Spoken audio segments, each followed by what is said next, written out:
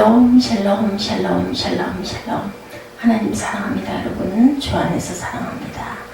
사무엘하 17장 말씀 1절에서 29절까지 나와 있는 말씀 함께 교독했습니다. 다시 한번 돌아보도록 하죠. 위기 상황을 극복하는 길, 어떤 길이 있을까요? 다윗의 아들 압살롬이 반역을 일으켜 아버지의 왕위를 빼앗았죠. 압살롬은 예루살렘에 입성하여 다윗의 세력을 섬멸할 계획을 세웁니다. 이때 압살롬에게 붙은 책사 아히도벨이 압살롬에게 계책을 말하죠. 왕이셔 제가 12,000명을 뽑아 오늘 밤 일어나 다윗을 쫓겠습니다. 지금 다윗은 피곤해 지쳐 있을 때 공격해서 다윗에게 겁을 주면 그와 함께한 모든 군사들이 다 달아날 것입니다. 그러면 제가 다윗 왕만 죽이고 백성들 모두 왕과 함께 데려오겠습니다. 이렇게 말합니다. 왕이 찾으시는 그 사람만 죽이면 백성들이 다 돌아올 것이고 백성들이 모두 평안할 것입니다. 압살롬과 이스라엘의 모든 장로들이 보기에 이 계획은 굉장히 훌륭해 보였습니다. 그러나 압살롬은 아렉 사람 후세를 불러 그의 계획도 들어보자 이렇게 말하죠. 후세가 들어오자 압살롬이 말합니다. 아히도벨이 이러이러한 계획을 세웠다. 그가 말한 대로 하는 것이 좋겠느냐? 그렇지 않다면 내 의견을 말해보아라. 후세는 다윗의 친구로 다윗은 후세에게 부탁한 바가 있었죠. 그들은 압살롬에게로 거짓 투항을 하고 있다가 아히도벨이 계책을 세우면 그것을 무너뜨려 주시오. 그래서 후세는 압살롬에게 와 있었죠. 후세가 압살롬의 질문을 받고 대답합니다. 지금으로는 아히도벨의 계획이 그렇게 좋은 것 같지 않습니다. 당신의 아버지와 그의 군사들을 잘 알지 않습니까? 그들은 용사들인데다 산악기로 새끼를 빼앗긴 들곰과 같습니다. 게다가 왕의 아버지는 백전노장이니 백성들과 함께 진영에 있지 않고 지금쯤 아마 동굴이나 어디 다른 곳에 숨어 있을 것입니다. 이렇게 알립니다. 만약 우리 군사들 가운데 누가 먼저 쓰러지기라도 하면 그 소식을 듣는 사람이 압살롬을 따르는 사람들이 졌다 이렇게 얘기할 것이다. 그러면 아무리 사자처럼 강한 심정을 가진 사람일지라도 들어오며 사로잡혀 간담이 서늘해질 것이다. 왕의 아버지가 용사며 그와 함께 있는 사람들이 용맹스럽다는 것을 온 이스라엘이 잘 알고 있습니다. 그래서 제가 왕께 드리는 계획은 단에서부터 브엘세바에 이르기까지 바다의 모래알같이 수많은 온 이스라엘이 왕 앞에 모이도록 하십시오. 그리고 왕께서 직접 군사를 이끌고 싸움터로 나가십시오. 그래서 우리가 다윗을 찾을 만한 곳에서 그를 치는 겁니다. 마치 온 땅에 이슬이 떨어지는 것처럼 다윗을 덮칩니다. 그러면 다윗이나 그의 사람들 가운데 살아남은 사람이 아마 한 사람도 없을 것이다. 이렇게 이야기를 하죠. 만약 다윗이 어떤 성에 들어가 있다면 온 이스라엘이 그 성에 밧줄을 가지고 들어가게 하십시오. 그러면 우리가 그 성을 강으로 잡아당겨 돌조각 하나도 남기지 않고 쓰러뜨릴 것입니다. 14절에 압살롬과 모든 이스라엘 사람들이 말하죠. 아렉 사람 후세의 계획이 아히도벨의 것보다 낫다. 이렇게 된 것은 야훼께서 압살롬에게 재앙을 주시려고 아히도벨의 좋은 계획을 좌절시켰기 때문이었다. 그래서 후세가 두 제사장 사독과 아비아달에게 말하죠. 아히도벨이 압살롬과 이스라엘 장로들에게 이러이러한 계획을 내세우고 나도 이러이러한 계획을 내세웠습니다. 가서 얘기했겠죠. 그러니 당장 다윗에게 소식을 보내서 오늘 밤 광야 나루터에 계시지 말고 한시 앞 강을 건너십시오. 그렇지 않으면 왕과 그와 함께 모든 사람이 죽을 것입니다. 라고 전합니다. 요나단과 아히마스는 들킬까봐 성으로 들어가지 않고 에느로겔로 머물러 있어서 한 여종이 그들에게 가서 소식을 전해주면 그것을 다윗과 함께 알리곤 했죠. 그런데 한 젊은이가 두 사람의 행동을 보고 압살롬에게 일러바칩니다. 그래서 두 사람은 재빨리 그곳을 떠나 바후림에 있는 어떤 사람의 집에 가죠. 그 집 마당에 우물이 있어서 그들은 그 속으로 내려가서 숨습니다. 그래서 그 집의 부인이 우물 뚜껑을 가져다 우물을 막고 그 위에 곡식을 널어놓아 아무도 알지 못합니다. 압살롬의 사람들이 그 집 부인에게 묻습니다. 아히마스와 요나단이 어디 있느냐? 그 여자가 대답하죠. 그들은 시내를 건너갔습니다. 압살롬의 부하들은 사방을 찾아보았으나 결국 찾지 못하고 예루살렘으로 돌아가죠. 그들이 가고 난 뒤 두 사람은 우물에서 기어나와 다윗과 함께 달려가 소식을 전하죠. 일어나 빨리 강을 건너십시오. 아이도벨이 기습 계획을 세웠답니다. 그래서 다윗과 그의 모든 사람들은 일어나 요단강을 건넙니다. 다윗은 즉시 마하나임으로 도망을 치죠. 아이도벨은 자신의 계획이 채택되지 못한 것을 보고 나귀의 안장을 얹고 일어나 고향의 자기 집으로 돌아갑니다. 그는 집을 정리한 뒤 목매달아 죽어 그 아버지의 무덤에 묻히죠. 한편 압살롬은 모든 이스라엘 군사들을 데리고 요단강을 건너 다윗을 추격합니다. 압살롬은 아마사를 군대 장관으로 세우죠. 다윗과 압살롬은 길르앗 땅에 각각 진을 치고 대치를 합니다. 이때 다윗에게 암몬 사람이 나하스의 아들 소비와 암미엘의 아들 마길과 길르앗 사람 바르실레가 찾아옵니다.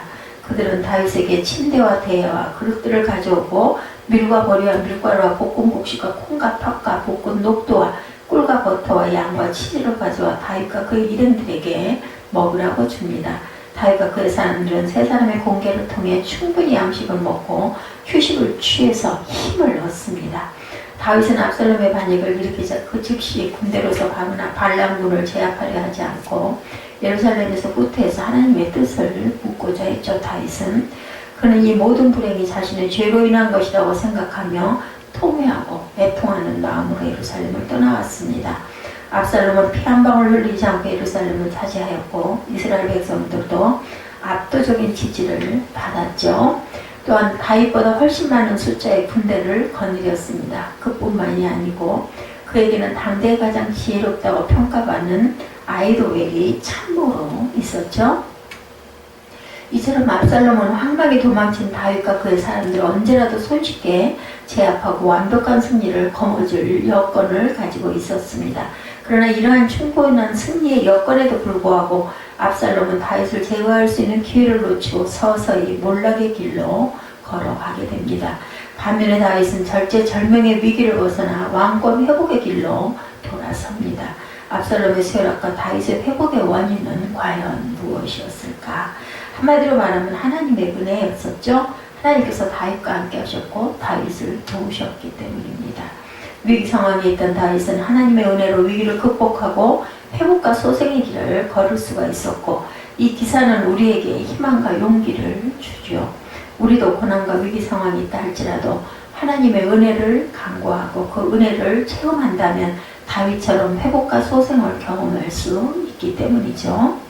다윗은 위기 상황에서 자신의 지혜와 능력을 사용하지 않고 하나님께 지혜를 구하고 하나님의 은혜를 간구했습니다.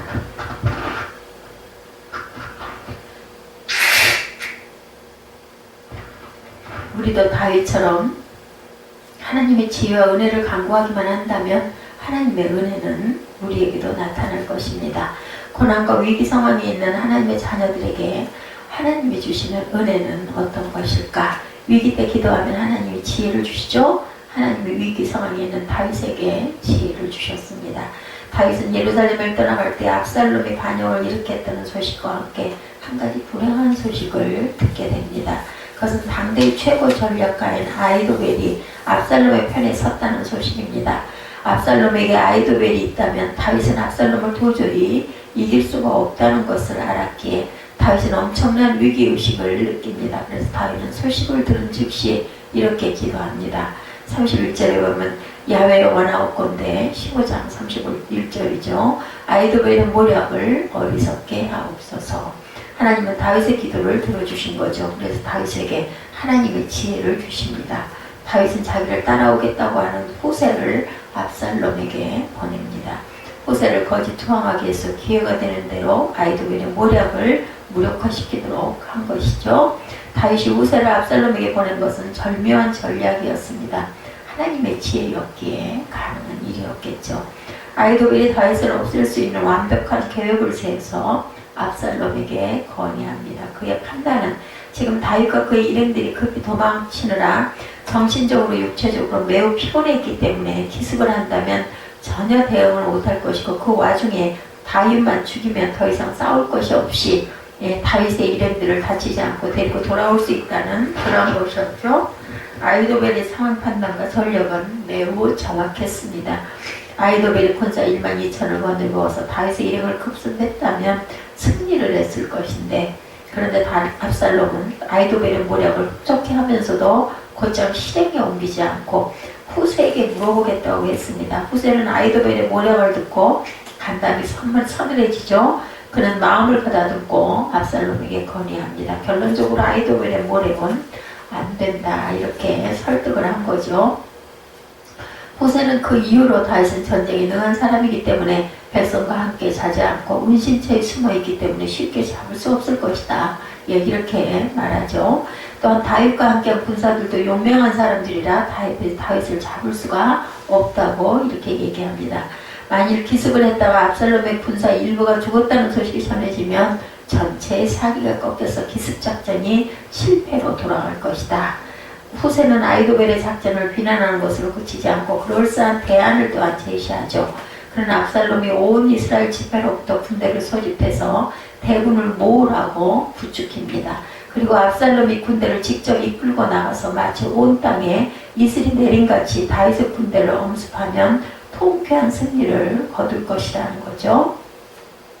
또 다윗의 군대가 어느 성에 들어가 숨기라도 한다면 대군을 이끌고 있으니 온 군대가 줄을 가져다가 그 성을 강으로 끌어당기면 흔적도 없이 적을 진멸할 수 있을 것이다. 과장된 표현을 사용합니다. 이처럼 그런 압살롬의 명예심과 공명심을 자극하는 모략을 제안했던 거죠. 그러자 후세의 말을 들은 압살롬과 그의 사람들은 후세의 모략이 아이도벨의 모략보다 훨씬 낫다고 이구동성으로 말합니다. 이렇게 해서 다윗에게 절대적으로 불리했던 상황이 급격하게 거꾸로 회전이 됩니다. 그 이유를 성경은 17장 14절에 말씀하고 있죠. 이는 야훼께서 압살롬에게 화를 내리려 하사 아이도벨의 좋은 모략을 파하기로 작정하셨습니다. 아이도벨의 지혜가 당대의 최고라 할지라도 그의 지혜는 하나님의 지혜를 당연히 이길 수가 없었겠죠. 다윗이 하나님께 지혜를 구하여 아이도벨의 모략을 어리석게 해달라고 기도했을 때 하나님이 응답하셨죠. 그래서 후세를 압살롬 진영에 보냈고 후세가 아이도벨의 모략을 어리석게 합니다. 하나님의 지혜의 승리입니다. 야고보서 1장 5절에 너희 중에 누구든지 지혜가 부족하거든 모든 사람에게 후히 주시고 꾸짖지 아니하시는 하나님께 구하라. 그리하면 주시리라. 그러므로 우리도 위기 상황에 처했을 때 하나님께 지혜를 구해야 합니다. 그러면 하나님께서 우리에게 세상의 지혜를 뛰어넘는 하나님의 지혜를 주실 줄로 믿습니다. 위기 때 기도하면 하나님이 보호해 주시죠. 하나님은 위기 상황에 있던 다윗을 보호해 주셨습니다.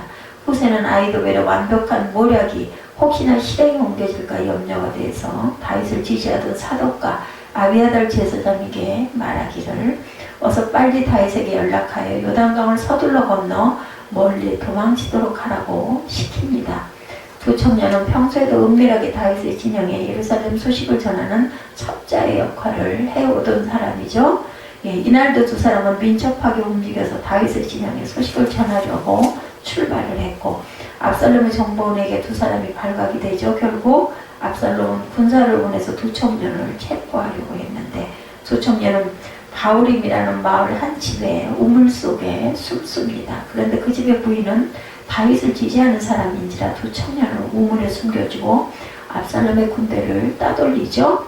두 청년은 신속하게 다윗에게로 가서 예루살렘의 소식을 전했고 다윗은 잠자던 일행들을 깨워서 서둘러 요단강을 건너고 멀리 도망을 칩니다.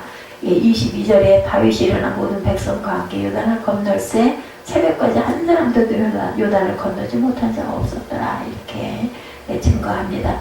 만일 두 청년이 압살롬의 군사들에게 붙잡혔다면 압살롬은 아이도벨의 모략이 옳았음을 뒤늦게 깨닫고 그날 밤 다윗을 기습하여 완벽한 승리를 거두었을 것입니다.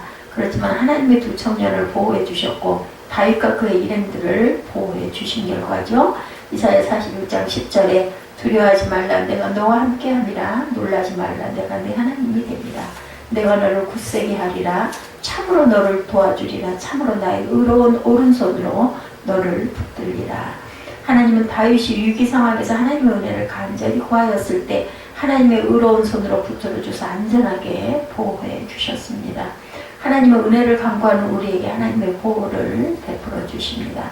세 번째, 위기 때 기도하면 하나님이 공급해 주십니다. 하나님의 위기 상황에 있던 다윗에게 풍성한 공급을 베풀어 주십니다. 다윗은 아무 준비 없이 맨몸으로 예루살렘을 빠져나왔죠. 그와 함께한 일행들은 얼마 가지 않아 목마르고 배고프고 지쳤을 것입니다. 만일 압살롬이 기습을 해온다면 맞서 싸울 힘이 전혀 없었죠. 게다가 지쳐 고나게 잠을 자다가 다급한 예루살렘 소식을 전해 듣고 황급히 일어나 밤새 요단강을 건넜습니다. 더 피곤하고 지친 상황이 되었습니다. 이때 다윗의 일행에게 하나님이 보내신 도움의 손길이 등장을 합니다. 그들은 이스라엘 사람이 아닌 암몬 족속의 사람들이었습니다. 암몬 족속에서 재력이 있는 3명의 유력자가 많은 양식과 생필품을 가지고 옵니다. 그 목록을 보면 다양하고 많았죠. 침대, 대야, 질그릇, 밀과 보리, 콩, 팥, 녹두, 꿀, 버터, 양, 치즈를 가져옵니다. 즉시 먹을 수 있는 양식들이었죠. 다윗과 그의 일행들은 그 물품을 받아들고 정신없이 먹습니다. 그리고 씻고 정비를 하죠. 그들은 몸과 마음의 생기를 회복합니다. 이제 어떤 적이라도 맞서 싸울 수 있는 용기와 힘을 회복했습니다. 그 당시 이스라엘 백성들 중에 압살롬의 보복이 두려워서 아무것도 다윗과 그의 일행을 돕지 못했죠. 그러자 하나님은 이방 족속인 암몬 사람의 마음을 감동시켜서 다윗을 돕게 합니다. 세 사람의 등장과 구호 물품은 하나님의 풍성한 공급이었던 거죠. 에베소 3장 20절에 우리 가운데 역사하시는 능력대로 우리 온갖 구하는 것이나 생각하는 것에 다 넘치도록 능히 하실 이에게 이처럼 하나님은 우리가 위기 상황에 처했을 때 하나님의 응답으로 은혜로 간구하면 응답해 주신다. 풍성한 공급을 허락해 주시죠. 하나님의 풍성한 공급을 경험하시는 저와 여러분 되시기 바랍니다. 다윗은 절제절명의 위기 상황에 하나님께 은혜를 간구했고 하나님은 다윗에게 응답하셨습니다.